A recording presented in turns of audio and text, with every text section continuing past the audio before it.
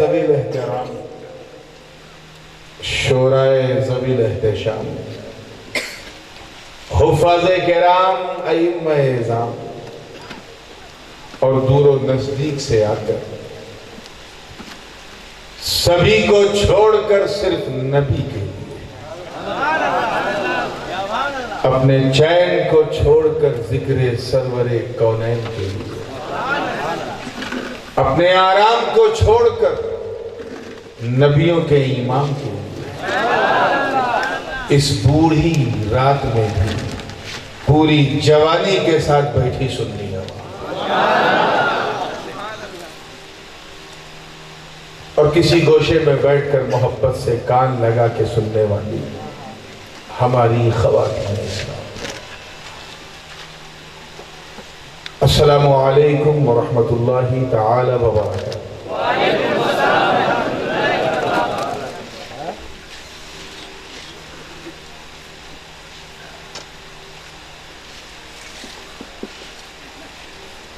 کیا پروگرام تھا اور کس طرح میں آیا ہوں؟ صرف اگر اسی کو بتا دوں تو آپ سب کہہ دیں گے حضرت بس ہو گیا جلسہ، ہم نے آپ کا دیدار کر لیا کافی۔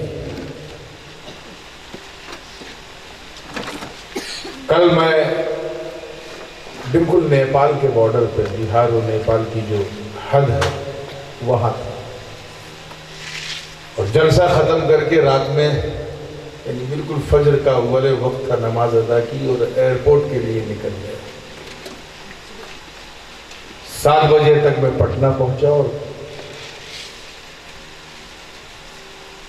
8:55 کی میری فلائٹ تھی۔ ایئرپورٹ پہنچا، بورڈنگ کارڈ ملا، سب کچھ ہو گیا، اور جیسے ہی فلائٹ پہ بورڈ ہونا تھا، فلائٹ بھی آ چکا تھا، تب تک ہم لوگوں کو اکٹھا کیا اور یہ کہا کہ صاحب یہ فلائٹ آپ لوگوں کو لے کے نہیں جائے گا۔ کیوں؟ کہ یہ کینسل ہو گیا۔ تو میں نے کہا جب کینسل ہو گیا ہے تو آیا کیوں؟ کہ وہ آیا ہے لیکن آپ کو لے جانے کے لیے نہیں آیا۔ تو کیا کرنا ہوگا صاحب؟ دلی جائیے، دلی سے پھر انتظار کیجئے دوسری فلائٹ سے گوا آئیے۔ وہی کیا۔ 2:30 بجے مجھے گوا پہنچنا تھا لیکن میں 5:30 بجے پہنچا۔ باہر نکلتے نکلتے 6 بج گیا اور گوا کو چھوڑتے چھوڑتے 7 بج گیا۔ نماز مغرب کے بعد جو نکلا تو بس سفر چلتا رہا، آرام نہ ملا، نیند بھی نہ ہوئی، پیچ و خم کے راستے۔ تھکاوٹ کا یہ حال ہے کہ میں قاعدے سے آنکھ کھول بھی نہیں پا رہا ہوں، بہت تھکا۔ پھر بھی کوشش کروں گا کہ میری ذات تھکی رہے، میری بات نہ تھکی رہے۔ میں آپ کی سماعتوں کی داد دیتا ہوں اور سلام کرتا ہوں کہ جو وقت صرف سونے کے لیے ہوتا ہے اس وقت آپ نبی کی یاد میں کھونے کے لیے بنے۔ اس کے لیے میں جتنی بھی مبارکبادی پیش کروں کم ہے۔ عزیز القدر محب گرامی جناب مولانا عبدالقادر اشرفی، جن کی کوششوں اور کاوشوں کا یہ ثمرہ ہے کہ میں آپ کے دیار محبت میں پہلی بار آ گیا۔ جو لوگ میری تقریریں ادھر ادھر سنتے ہیں، فالو کرتے ہیں، یا انٹرنیٹ پہ، یوٹیوب پہ،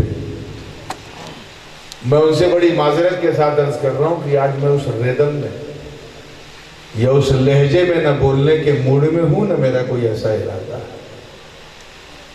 بس یہ مولانا کی محبت ہے اور صاحب عرس کا فیضان ہے،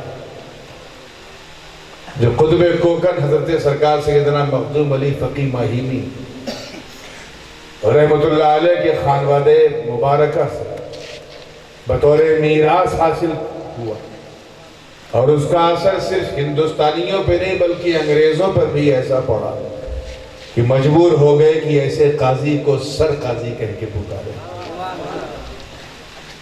بس یہ انہی کی محبت ہے، ان کی دعوت پہ آ گیا۔ ایک پیغام دینا ہے، بس وہ پیغام دے کے میں پونا چلا جاؤں گا۔ کل مجھے 10 بجے تک وہاں موجود ہونا ہے، پھر جمعہ پڑھانا ہے، پھر ایک نکاح پڑھانا ہے، اس کے بعد اگر اللہ کی مہربانی رہی تو تھوڑا آرام کرنا ہے۔ تو اس سے پہلے کہ میں بات کو آگے بڑھاؤں، آئیے پوری وفاداری کے ساتھ، مکمل ذمہ داری کے ساتھ، اور آج کل کا ماحول دیکھ کے کہا جائے تو پوری ایمانداری کے ساتھ نبی اور آل نبی کی بارگاہ میں جھوم جھوم کے ہدیے درود پیش کر لیں اور پڑھیں۔ اللہم صلی علی سیدنا جد الحسن والحسین وعلی آل سیدنا جد الحسن والحسین صلاۃ و سلام علیک یا رسول اللہ صلی اللہ علیہ وسلم۔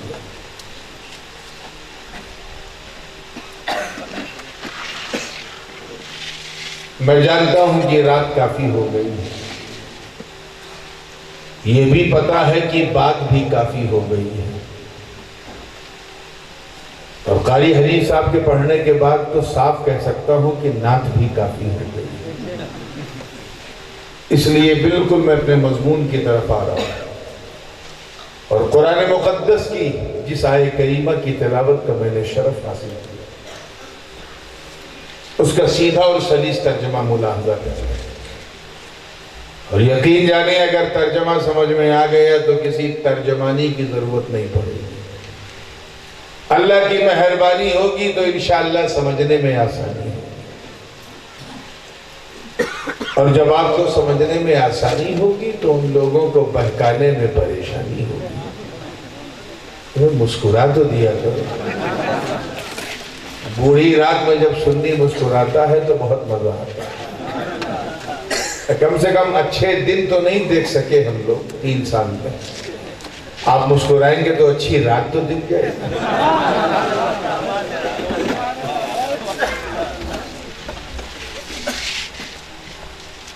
منقبت نعت آج کل لوگ کار میں بھی سن لیتے ہیں بٹن دبا کے۔ ایک پیغام دینا ہے، بس وہ تقریر کرنے نہیں بیٹھا ہوں، یقین جانے صرف پیغام دینے ہے۔ اور پیغام کیا ہے کہ اللہ پاک کا ارشاد ہے کہ اللہ کی رسی کو مضبوطی سے تھامے رہو۔ کیا کیے رہو؟ مضبوطی سے۔ علماء جانتے ہیں کہ جب اعتصام کا صلہ با آتا ہے تو صرف پکڑنا یا تھامنا مراد نہیں ہوتا، بلکہ مضبوطی سے تھامنا۔ ایسا پکڑو کہ اگر کوئی کھینچے تو کاندھا اکھڑ جائے لیکن رسی نہ چھوٹے، ایسا اعتصام مضبوطی سے تھامے، اور سبھی لوگ وَلَا تَفَرَّقُوا، اور فرقہ بندی مت کرو، گروپ بندی، لابنگ مت کرو، یہ تیرا یہ میرا، ایسی گٹ بندی مت کرو۔ ویسے بھی اسلام میں کسی قسم کی بندی کی کوئی گنجائش نہیں ہے۔ اسلام میں نہ گٹ بندی ہے، نہ فرقہ بندی ہے، نہ چک بندی ہے، نہ نس بندی ہے، نہ نوٹ بندی ہے، اور دیوبندی تو بالکل ہے۔ ہاں بس ایک بندی ہے، اور وہ ہے نقش بندی، اور وہ اس لیے ہے کیونکہ یہ کینہ ہٹا کے مدینہ نقش کر دیتا ہے۔ وَلَا تَفَرَّقُوا، ڈسپیوٹ مت کرو، اپنی روٹی پکانے کے لیے 2 کو لڑاؤ مت۔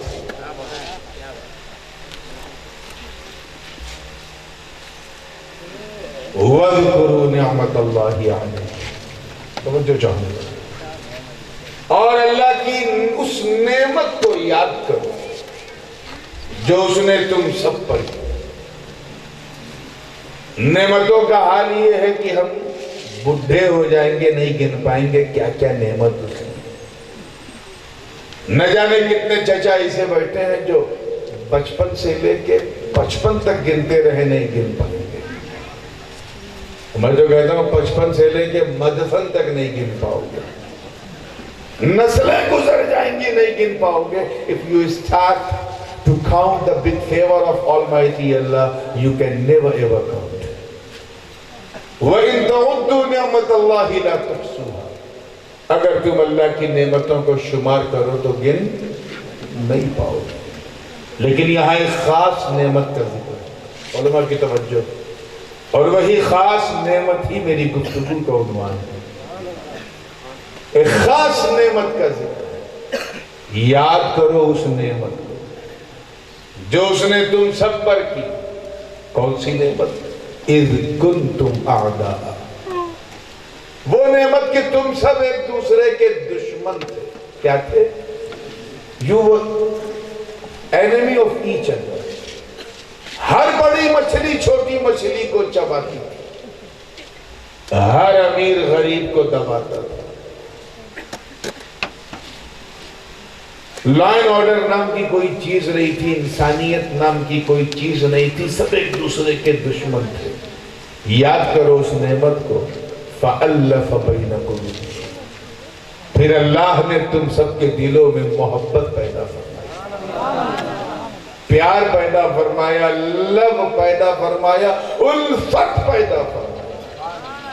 تو رزلٹ کیا نکلا؟ نتیجہ کیا نکلا؟ فَأَصْبَحْتُمْ بِنِعْمَتِهِ إِخْوَانًا، پھر وہ دن بھی آیا کہ تم سب ایک دوسرے کے بھائی بن گئے۔ کیا بن گئے؟ You become not a friend, brother، ایک دوسرے کے بھائی بن گئے۔ اور یہ کب ہوا؟ جب تم سب نے اللہ کی رسی کو تھام لیا۔ اچھا بتاؤ، ایمانداری سے بتانا کہ آپ میں سے کوئی ہے جو اللہ کو دیکھ سکتا ہے کہ I can see Almighty اللہ؟ نہیں دیکھ سکتے نا؟ تو جب اللہ کو نہیں دیکھ سکتے تو اللہ کی رسی کو کیسے دیکھو گے؟ اور جب دیکھو گے نہیں تو پکڑو گے کیا؟ تھامو گے کیا؟ اللہ کو تو ہم دیکھ ہی نہیں سکتے۔ اگر تو نے مانا کہ اللہ کی رسی ہے تو پھر وہ قبضہ بھی مانو جس میں وہ رسی فٹ ہے، قبضہ مانا تو پھر وہ شانہ بھی مانو جس میں وہ پورا ہاتھ فٹ ہے، کاندھا مانا تو پھر سینہ بھی مانو، سینہ مانا تو پورا جسم مانو، چلے دے خدا ماننے صنم تیار ہو۔ ہم جب اللہ کو نہیں دیکھ سکتے تو پھر اس کی رسی کو کیسے دیکھیں؟ اور جب دیکھ نہیں سکتے تو پکڑیں کیسے؟ اسی حوالے سے صوفیاء کرام فرماتے ہیں، مفسرین اعظام نے فرمایا کہ اللہ کی رسی کوئی اور نہیں ہے، وہ اللہ کی کتاب کلام اللہ، قرآن شریف ہے جو اللہ کی رسی ہے۔ پھر اسی قرآن کا فیصلہ ہے کہ یضل بہ کثیرا ویہدی بہ کثیرا، اسی قرآن کے ذریعے لوگ ہدایت بھی پاتے ہیں اور نہ سمجھ پاوے تو گمراہ بھی ہو جاتے ہیں۔ تو اب قرآن کو اگر اللہ کی رسی مانا جائے، مطلق مانا جائے، تو اسی سے ہدایت بھی ہے اور نہ جانے کتنے اسی سے گمراہ بھی ہو گئے، تو پھر ہے کیا اللہ کی رسی؟ بعض نے کہا ایمان، ایمان اللہ کی رسی ہے جسے مضبوطی سے تھامے رہو، اگر ایمان ہے تو سارا جہان ہے۔ سوال یہ ہے کہ ایمان ملتا کہاں سے؟ ایمان کی حقیقت کیا ہے؟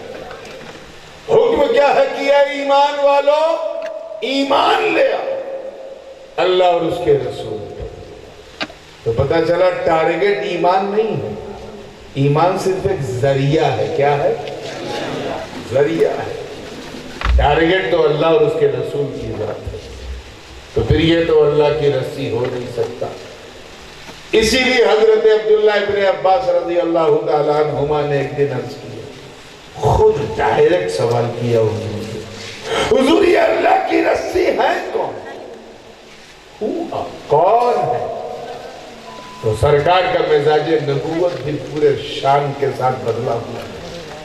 آقا علیہ السلام فرماتے ہیں، سنو، توجہ چاہوں گا، یا ابن عم، اے میرے چچا زاد، وَلِن بِيَدِي، قسم ہے رب کی عزت کی، جس کے قبضہ قدرت میں میری جان ہے، ارے اللہ کی رسی کوئی اور نہیں. انی حبل اللہ حبل ممدود من الارض الى السماء. ارے اللہ کی رسی میں ہوں جو زمین سے آسمان تک تنی ہوئی.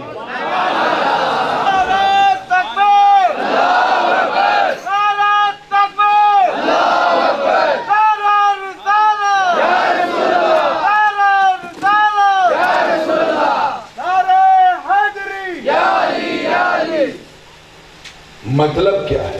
گویا حضور فرما رہے کہ اے لوگ، اگر اپنی ہدایت کی ضمانت حاصل کرنی ہے تو گھبرا مت، دامن پاک مصطفیٰ تھام لے. توجہ چاہوں گا پیچھے والوں کو. اس بیمار مسافر کی جتنی بھی آواز نکل سکتی ہے نکال لا، صرف آپ کی خاص توجہ کے ساتھ. گویا حضور فرما رہے ہیں کہ تھام کے تو دیکھ.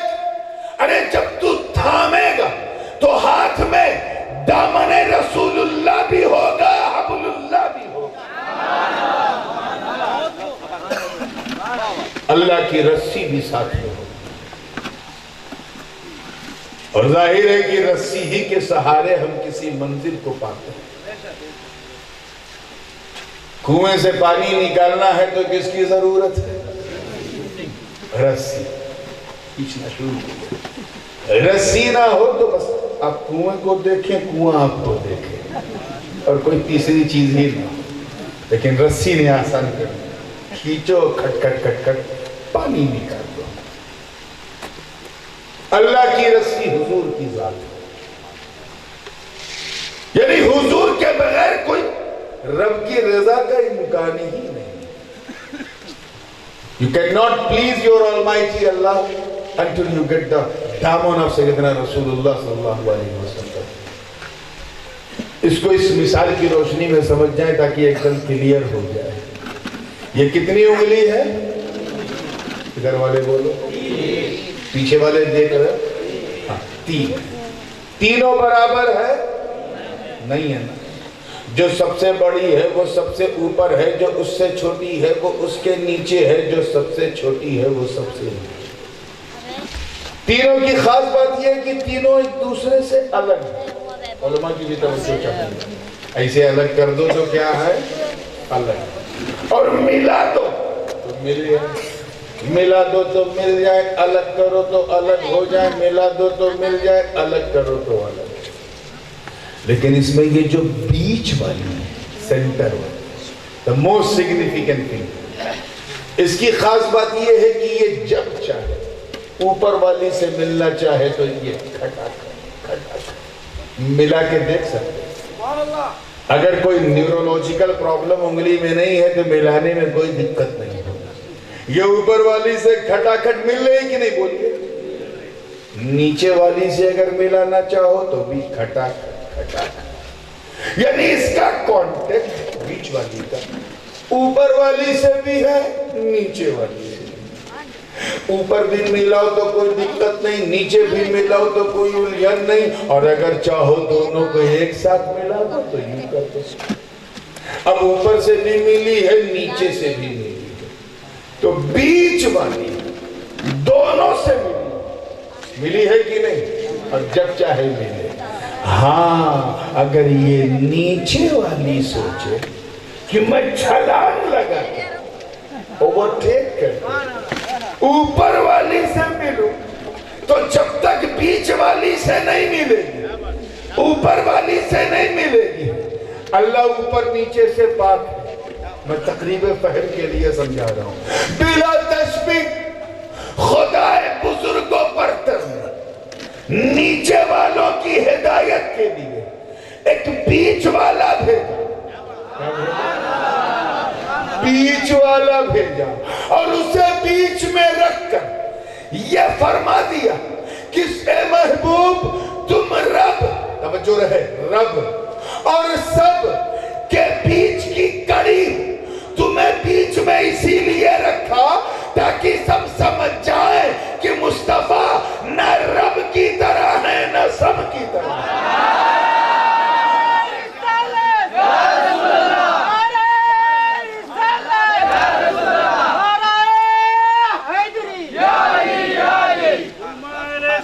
پھر توجہ تینوں انگلی پہ، نہ رب کی طرح ہے اور نہ سب کی طرح ہے۔ گویا رب یہ فرما رہا ہے کہ اے میرے پیارے، توجہ چاہوں گا،